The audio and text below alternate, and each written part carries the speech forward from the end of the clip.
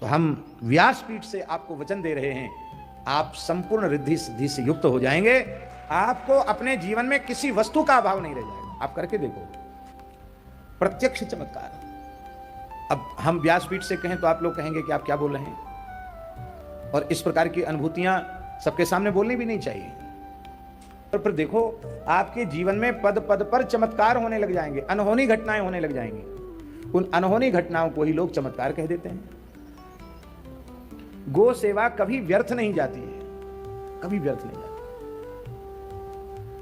गाय कभी किसी का कुछ भी उधार नहीं रखती।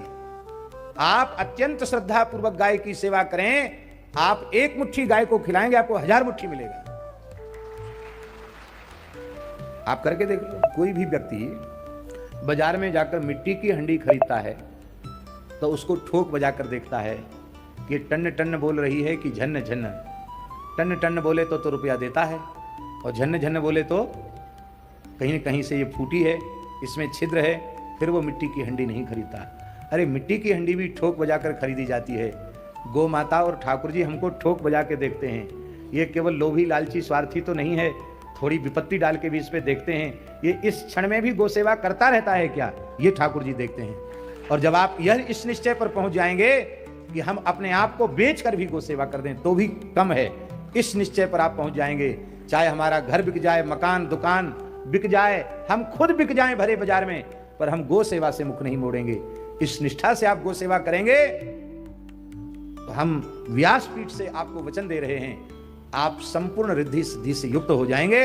आपको अपने जीवन में किसी वस्तु का अभाव नहीं रह जाएगा। आप करके देखो। लेकिन एक बार गोमाता को अपनी संपूर्ण कृपा आप पर करनी है तो आपको वो ठोक बजा के नहीं देखेगी क्या? क्या ठाकुर जी ठोक बजा के नहीं देखते? अवश्य देखते हैं। प्रत्यक्ष चमत्कार। अब हम व्यासपीठ से कहें तो आप लोग कहेंगे कि आप क्या बोल रहे हैं, और इस प्रकार की अनुभूतियां सबके सामने बोलनी भी नहीं चाहिए। हमारे जड़खोर गोधाम में कई साल पहले की बात है, जो सेवा देख रहे थे उन्होंने आकर हमसे कहा, मलुक जयंती चल रही थी, हमसे आकर उन्होंने कहा कि महाराज जी, भूसा वालों का जहां से भूसा आता है उनका पिछला पैसा हम लोग नहीं चुका पाए। तो उन्होंने, अब जो बड़े व्यापारी मथुरा के हैं भूसा के, उन्होंने मना कर दिया कि बाबा जी आप हमारे यहाँ से हम कुछ नहीं देंगे आपको, आपने पिछला आपने चुकाया नहीं, नया हम आपको कुछ सामान नहीं देंगे। तो जहाँ से चारा आता था वो मना हो गया, और आज तो गाय खा सकती है, कल के लिए फिर आप कहो कि पूरी गौशाला में चारे की आपूर्ति हो जाए, संभव नहीं है। और हमारे पास व्यवस्था नहीं है, गौशाला पर कर्ज है, बाजार का पैसा बकाया है। आपको इसलिए बताया कि आप संस्थापक हैं, अध्यक्ष हैं, अब आप बताओ हम लोग क्या करें? भाई गाय तो भूखी प्यासी नहीं रहेगी, आप प्रबंध करें। तो मैंने उनको कहा कि उत्सव चल रहा है, आपको ये बात कुछ दिन पहले आप बताते तो कुछ हम लोग प्रयास करते, लेकिन अभी इतने जल्दी कैसे क्या होगा, चलो भगवान करेंगे, हम लोग तो सेवा कर रहे हैं, गाय की सेवा तो गोपाल जी करते हैं, हम लोग तो निमित्त मात्र हैं, ठाकुर जी सब करेंगे, आप निश्चिंत रहो। उनको तो मैंने ये सांत्वना दी, विजय जी को मैंने सांत्वना दे दी, और स्वयं हमको थोड़ी सी चिंता हुई। शाम को मैंने कहा कि रे ये अच्छी समस्या है, अब क्या वो किससे कहें कि भाई पहले उनका पैसा चुकाओ फिर चारा मंगाओ, कल गाय क्या खाएगी, कैसे होगा? क्योंकि कल थोड़े समय तो, एक समय का तो हो जाएगा, आगे का तो कुछ भी प्रबंध नहीं, अब क्या होगा? ऐसे मन में थोड़ी चिंता हुई। ठीक दूसरे दिन की बात है, एक मोटे मोटे व्यक्ति, एक सज्जन, वे आए और वे कभी हमसे पहले मिले नहीं थे, हमको प्रत्यक्ष उन्होंने देखा नहीं था, हमने उनको नहीं देखा, उन्होंने हमको नहीं देखा।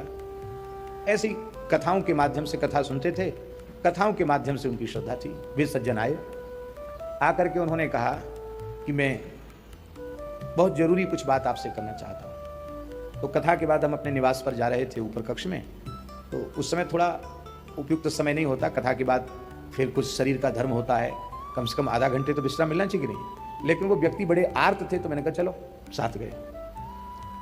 तो उन्होंने कहा कि महाराज मैंने अपने जीवन में कोई व्रत नहीं किया, पर कल से मैं पानी भी मैंने नहीं पिया। मैं कि क्यों?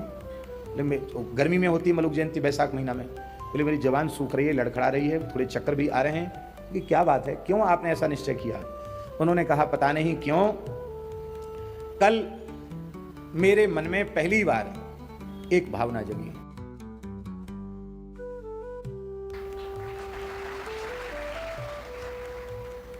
मुझे ट्रेन में तत्काल में टिकट भी मिल गया और मैं आया हूं। तो ये सेवा आप गाय के चारे के लिए स्वीकार कर लीजिए और मुझे जल पीने की अनुमति दीजिए। तो हमने जो वहाँ संत थे, मैंने कहा बहुत प्यासे हैं, इनको थोड़ा सा जल पिलाओ। और बस वो चले गए। उनको थोड़ा प्रसाद भी हमने प्रसाद पाके जाना, नीचे प्रसाद पाके चले जाएं। चले भी गए वो। ऐसे लगा कि जैसे इसी काम के लिए आए हो। फिर मैंने, बाबूजी यही है प्रमाण, मैंने इनको कहा बाबूजी को वो विजय जी को बुला कर देना है, क्या सेवा है देखो। तो उन्होंने कहा महाराज जी 10 लाख रुपए है।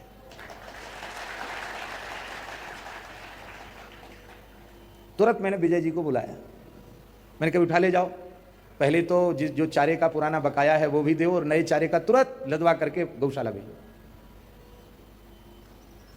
एक छोटी सी बात आपको बताई है, ऐसी कितनी घटनाएं घट गई।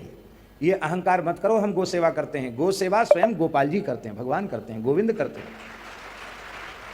आप निमित्त बन रहे हो, ये भगवान की आपके ऊपर विशेष कृपा है। आप क्या कर सकते हो?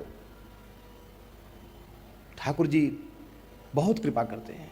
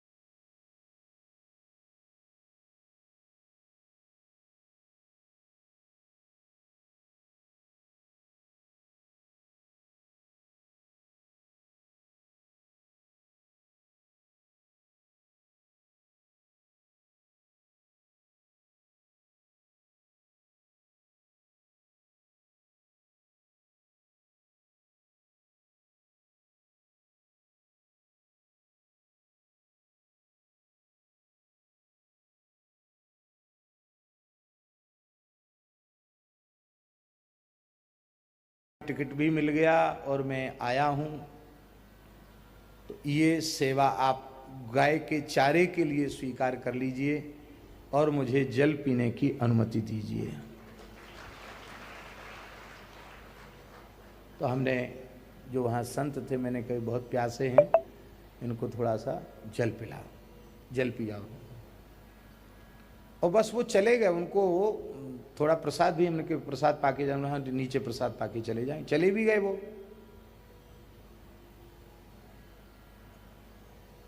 ऐसे लगा कि जैसे इसी काम के लिए आए हो। फिर मैंने, बाबूजी है ही है प्रमाण, मैंने इनको कहा बाबूजी को वो विजय जी को बुला कर देना है, क्या सेवा है देखो। तो उन्होंने कहा महाराज जी 10 लाख रुपए है।